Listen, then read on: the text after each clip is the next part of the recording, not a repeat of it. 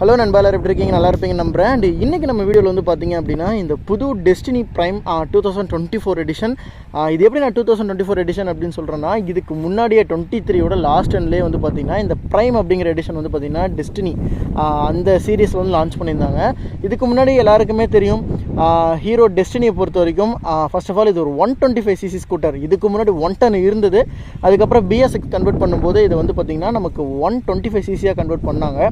தென் இப்போ வந்து பார்த்திங்கன்னா நமக்கு இந்த டெஸ்டினி ப்ரைம் அப்படிங்கிற நேமில் அதே 125cc கேட்டகரியில் வந்து வருதுங்க. பைக்கை பொறுத்த வரைக்கும் நமக்கு நார்மலாக நான் பைக் அப்படின்னு மென்ஷன் பண்ணுறது இங்கே ஸ்கூட்டரை தான், ஸோ யாரும் தப்பாக எடுத்துக்காதீங்க. ஸோ இந்த ஸ்கூட்டரை பொறுத்த வரைக்கும் நான் இந்த எடிஷன் நீங்கள் பார்த்துட்டு இருக்க இந்த ப்ளூ கலர் வந்து இருக்கிறதுலையே பேஸ் மாடல் இந்த டெஸ்டினி ப்ரைமில், ஓகேவா? அண்ட் ப்ரைஸுமே வந்து பார்த்திங்கன்னா இந்த எடிஷன் வந்து கொஞ்சம் கம்மி.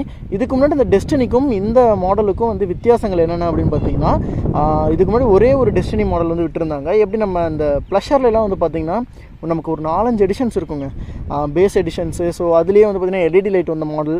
இப்போ வந்து பார்த்திங்கன்னா அதிலே டாப் எண்டில் பிளாட்டினம் எடிஷன் ஒரு வண்டி இருக்கும். நான் இதுக்கு முன்னாடி பிளாட்டினம் எடிஷன் வந்து ரிவ்யூ பண்ணியிருப்பேன். சப்போஸ் பார்க்கல அப்படின்னா லிங்க் தரேன், நீங்கள் வந்து பாருங்கள்.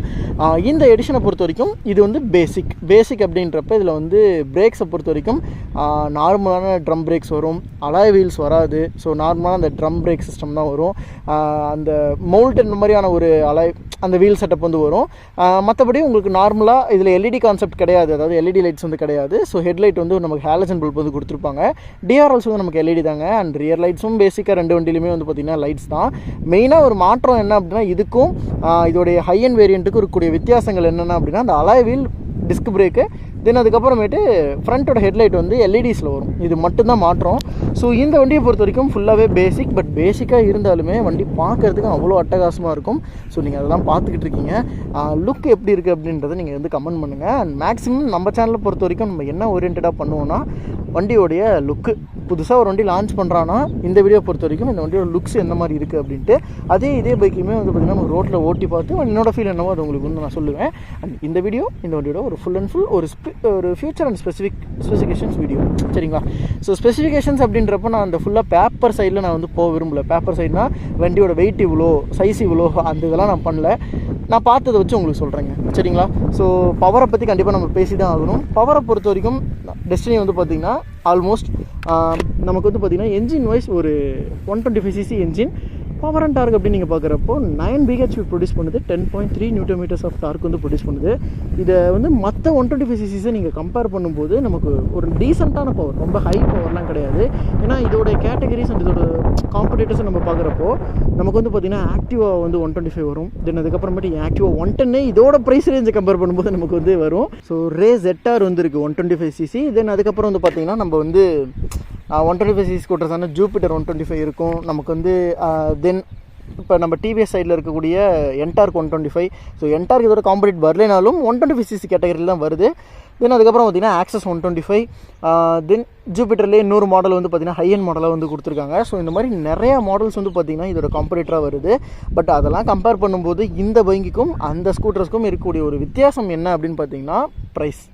நமக்கு ப்ரைஸ் வந்து பார்த்திங்கன்னா ஒரு 125cc ஸ்கூட்டருங்க 1 லட்ச ரூபாக்குள்ளே வருது அப்படின்னா அது இந்த வண்டி மட்டும்தான்.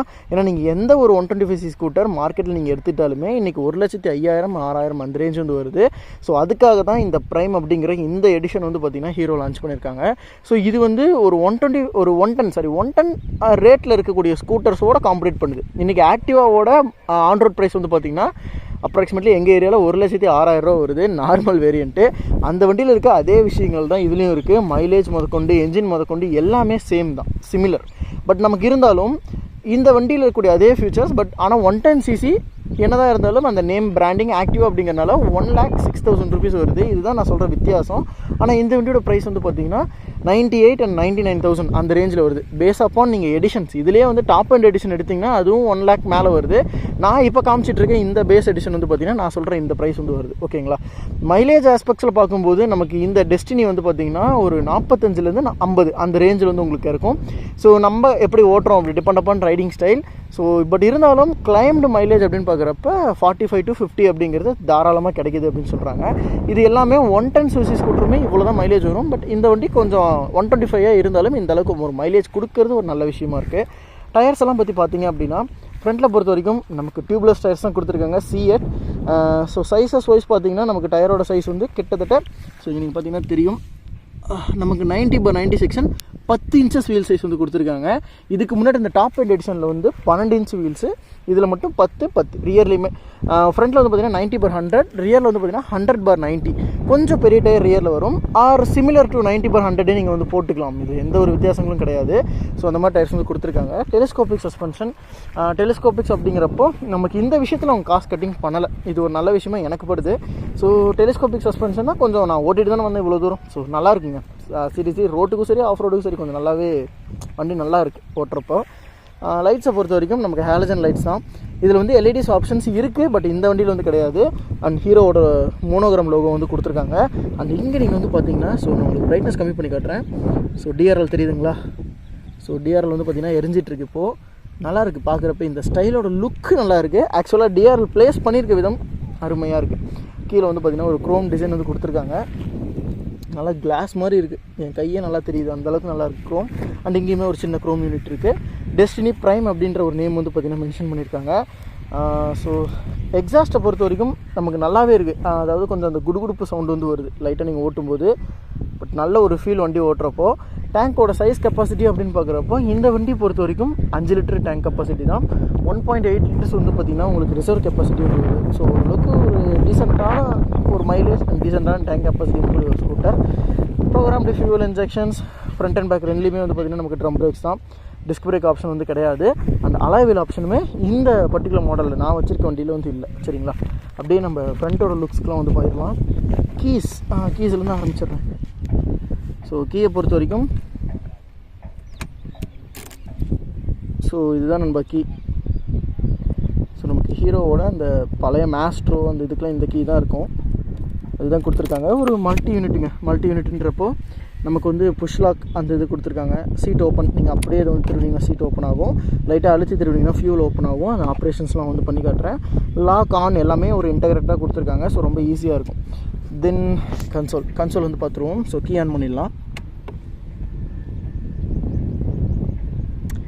செமி டிஜிட்டல் கன்சோல் மீட்டருங்க. ஸோ செமி டிஜிட்டல் அப்படின்றப்போ இந்த பாதி யூனிட் வந்து பார்த்திங்கன்னா நமக்கு வந்து அனலாக் டைப்பில் இருக்கும். ஸ்பீடோ மீட்டர் மட்டும். And odo, trip and mode setting button கொடுத்துருக்காங்க. ஸோ ஓடோ இருக்குது. ஆவரேஜாக இந்த வண்டி km/லிட்டர் எவ்வளோ மைலேஜ் கொடுக்கும் அப்படிங்கிறத காட்டும். ஓடோ இப்போதைக்கு 0 தான். அண்ட் ட்ரிப் கொடுத்துருக்காங்க ஆவரேஜ். ஸோ இந்த 3 விஷயங்கள் தான் இருக்குது. ட்ரிப் 1 கூட ட்ரிப் 2 கூட கிடையாது, ஒரே ட்ரிப் தான். சரிங்களா? 3 இருக்குது. ஃபியூல் காஜ் இண்டிகேஷன்ஸ் இருக்குது. டைம் ஓடிட்டுருக்கு. அண்ட் செட் பட்டன் வந்து கொடுத்துருக்காங்க. i3s பட்டன் இருக்குது. தென் பவர் ஸ்டார்ட் பட்டன் வந்து கொடுத்துருக்காங்க. தென் நார்மலாக இந்த கிரிப்ஸ் நல்லா இருக்குது, எனக்கு ரொம்ப பிடிச்சிருந்துச்சு ஓட்டும்போது. ஃப்ரண்டில் ட்ரம் பிரேக்ஸ் அண்டு சைடில் பார்த்தீங்கன்னா பேஸ் சுவிச்சஸ், இண்டிகேட்டர் சுவிட்ச், ஹாரன் கொஞ்சம் டீசெண்டாக இருக்குது. அண்டு பிரேக்ஸ் ரியர்லேயும் ட்ரம் பிரேக்ஸ் தாங்க. ஸோ இந்த இடத்துல வந்து பார்த்திங்கன்னா ஆக்சுவலாக சோக்கெட் வந்து வரும். சோக்கெட் மீன்ஸ் நமக்கு சார்ஜிங் போர்ட் வந்து வரும். பட் இந்த வேரியண்ட்டில் வந்து இல்லை.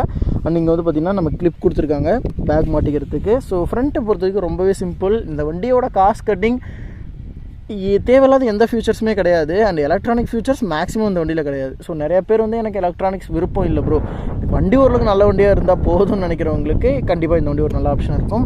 அண்டு இங்கே நீங்கள் பார்த்தீங்கன்னா இண்டிகேஷன்ஸில் லோ ஃபியூவல் இண்டிகேஷன்ஸ் இருக்குது, சைட் ஸ்டாண்ட் இருக்குது, i3s இருக்குது, ஹை பீம் இருக்குது. சைடு இண்டிகேட்டரோட இது வந்து பார்த்திங்கன்னா இங்கே சைடில் கொடுத்துருக்காங்க.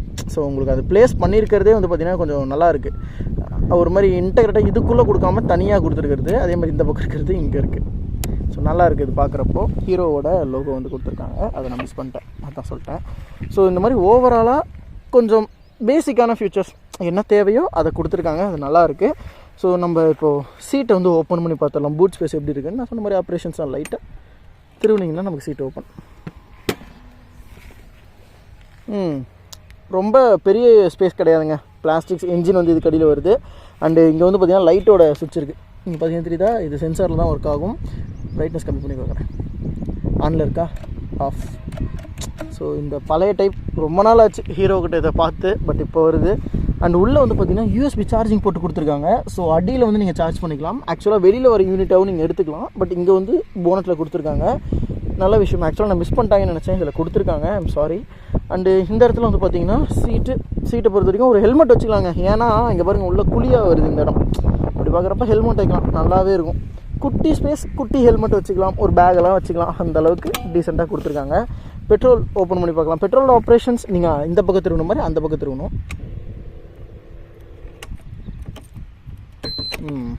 ஒரு இண்டிகேஷன் சவுண்டு வருது கீயிங் அப்படின்னு. அவுட் சைட் தான். ஓகே, சூப்பராக இருக்குது. அந்த ரியர் லுக் வந்து பாருங்கள் எப்படி இருக்குன்ட்டு. கொஞ்சம் அந்த பழைய ஓல்டு லுக் மீன்ஸ் ஃபஸ்ட்டு வந்து ஜென்ரேஷன் 1 டெஸ்டினி அதோட லுக் இப்படி தான் இருக்கும்.